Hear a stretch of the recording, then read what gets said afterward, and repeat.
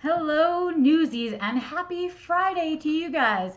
It is I, Becca Lori Hector, here to bring you your neurodiversity news in a nutshell. Welcome back to my channel. Okay, you guys, so this week you can probably see on my face how exhausted I am. I am so tired. There's just the last week, so last week I was on the road, and there's just another level of exhaustion that comes with travel and the airports and going and doing conferences because it's a lot of social and all of that stuff. So I've definitely been feeling it this week because I am beat from that. But then on top of it, I had a week of mega adulting. That's what I want to say. I had a week of mega adulting this week, and not the fun kind of adulting where you get to do whatever you want because you're a grown up, but that really boring, horrible kind of adulting that's hard and exhausting and frustrating. So coming off of travel, I went right into like mega adulting week. So it's been tough. I'm a little bit losing my voice, so I'm sorry for clearing my throat so much. I may be actually getting sick, which is something that happens to me when I'm not paying enough attention to my self-care and stuff like that. I tend to get sick, so I wouldn't be surprised if I was getting sick. I just really, really hope that I'm not and that I took better care of myself than that. But you share those tubes with people and stuff like that. They all have the sickness. The sickness. So we never know what we're touching that other people have. Hair update, if you can't see it yourself, hello, hair update.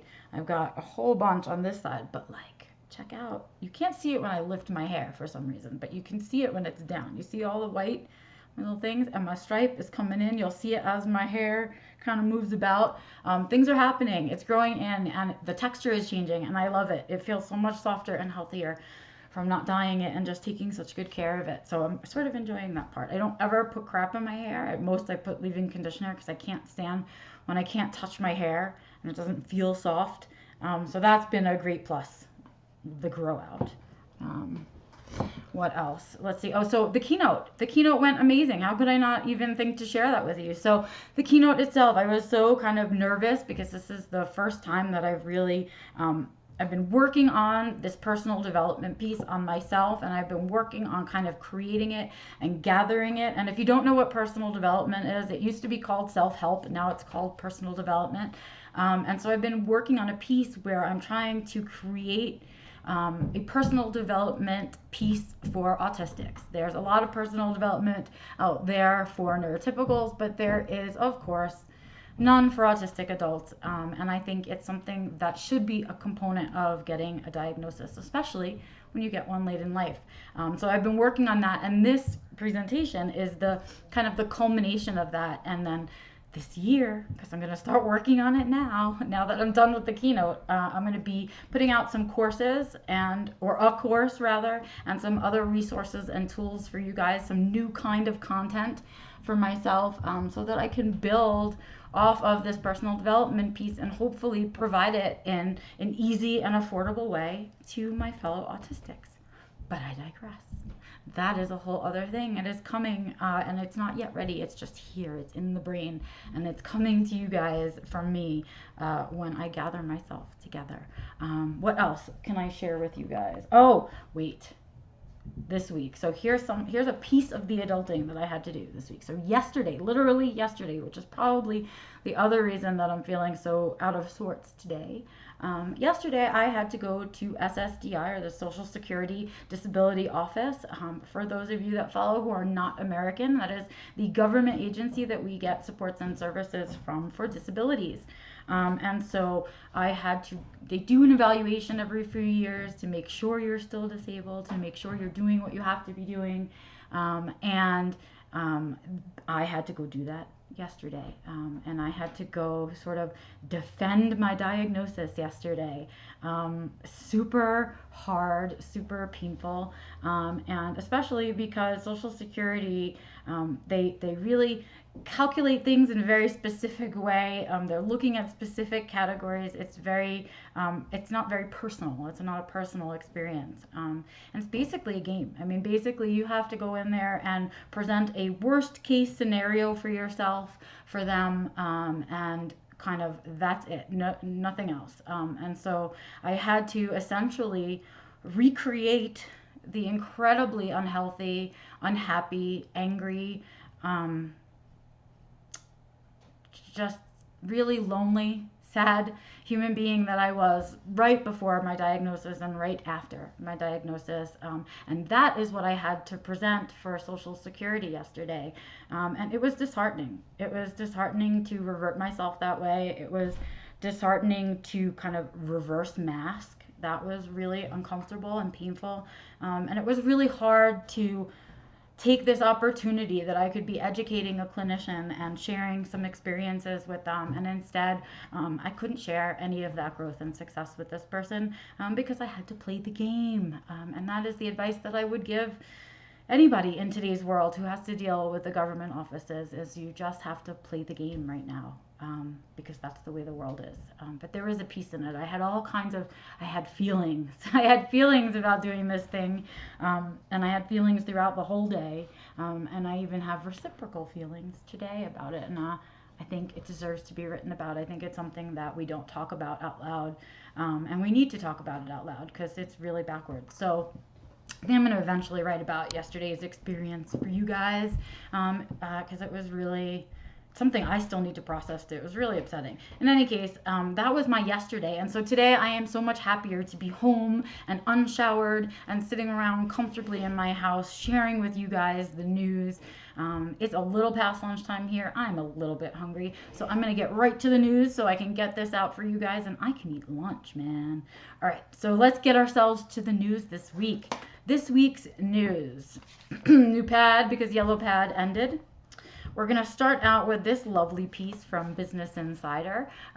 It was on Elon Musk and his AI brain chips called Neuralink. And the claim is that these AI brain chips could, quote unquote, solve autism and schizophrenia.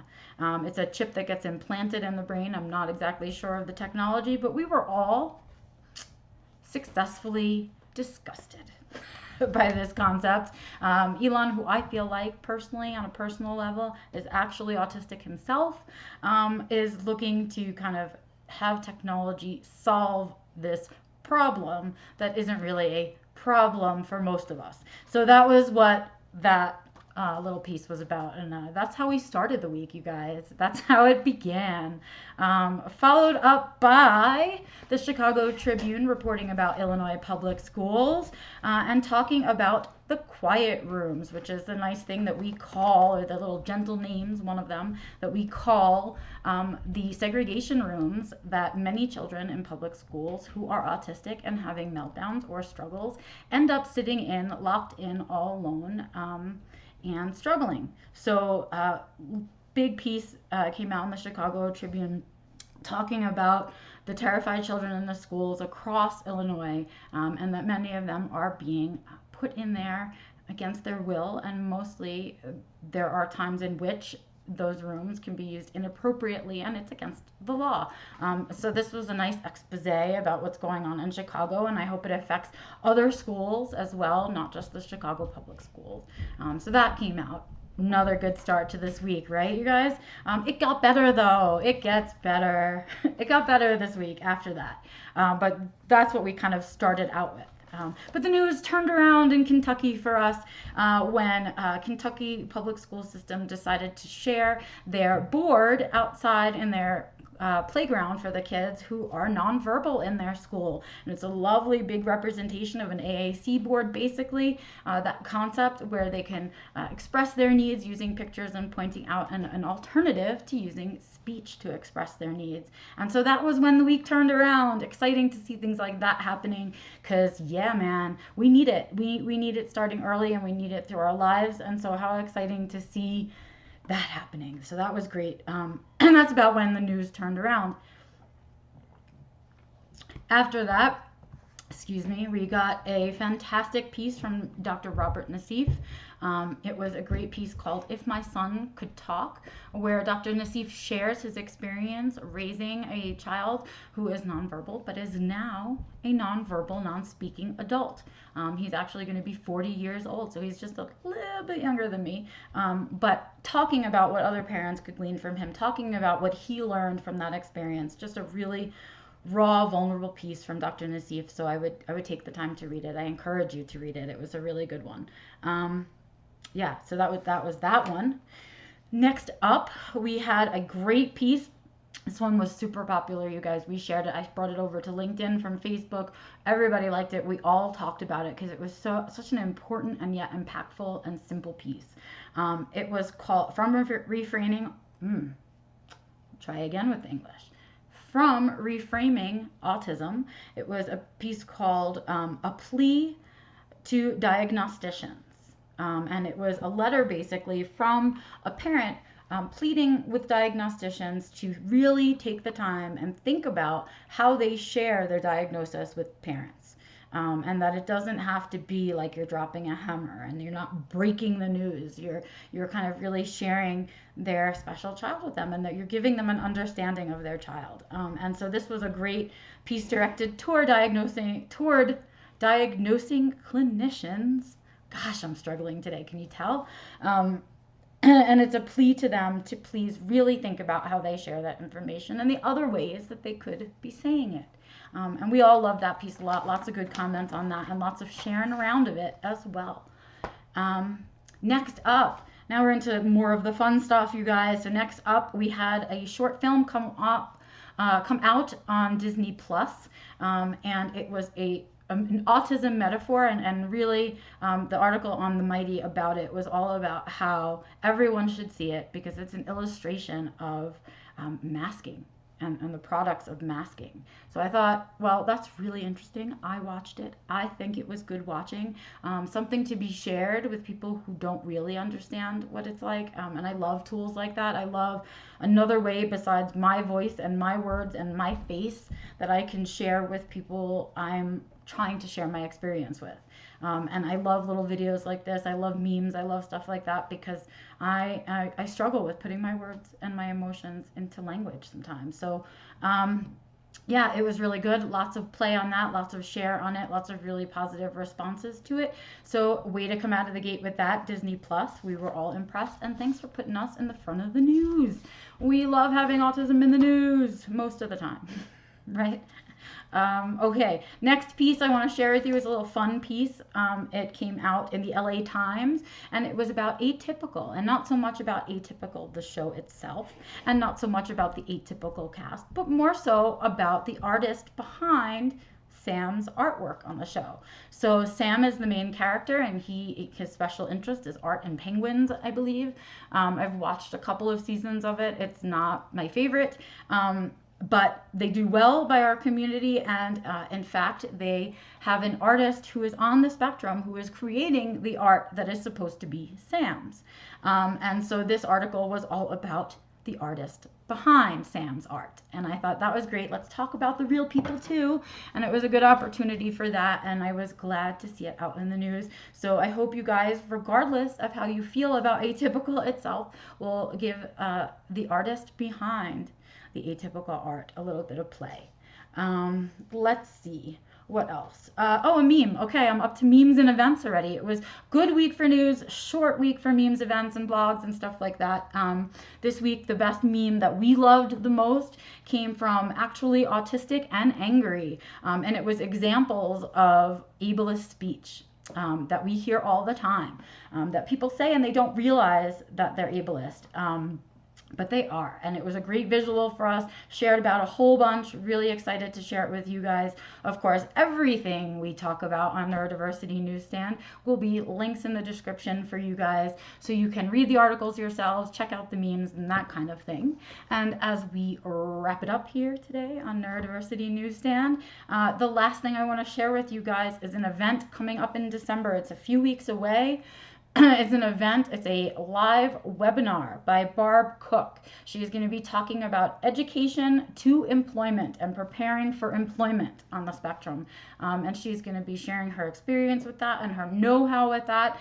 It's going to be a live webinar on Australia time, but I want to bet that you'll be able to get a recording of it after the fact if you're not awake at that time, which may be the case for me. So Barb, I hope you're preparing for that, because I'm gonna ask you for it, because she's all the way over in Australia and I'm all the way over here in Colorado in America, so I gotta make sure I can see her stuff. Otherwise, what am I gonna do? So that's coming out December 11th by Barb. You can head over to her website, barbcook.com.au, and check out the tickets and information for that. I will, of course, put that link in the description.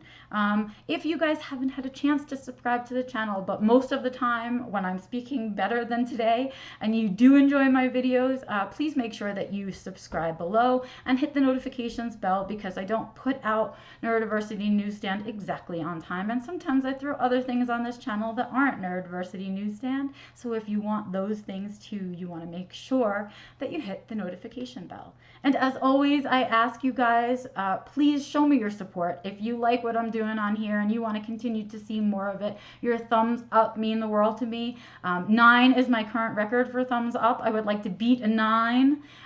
If, of course, you think I'm missing things, said something incorrectly, have something to share with me or comment about, please go ahead and do so in the comments and let me know you're not enjoying it with a thumbs down, because I don't want to keep putting out stuff that you guys don't like. And as always, if you have an event coming up, you have a book, there's a blog you want to share with me, something you think that we should be talking about on Neurodiversity Newsstand, head over to the groups, join the groups and share it there, because I pull from those groups whatever's most active on the groups, and that's what I share at the end of the week. You can also reach me directly if you'd like to at info@BeccaLaurie.com.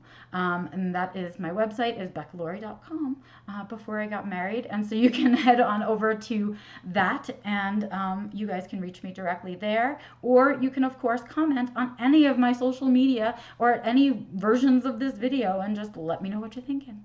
I hope you guys have an amazing weekend. I plan to do the big goose egg this weekend. I'm really fighting off a sickness now, I think, and I'm tired, and I traveled a lot, and I had some really hardcore, uncomfortable adulting this week. So I have earned a couch weekend, and that is what I'm going to take, is a couch weekend. I hope you have some self-care to do and that it's fun for you. Share your adventures with me in the comments. I love knowing what you're up to.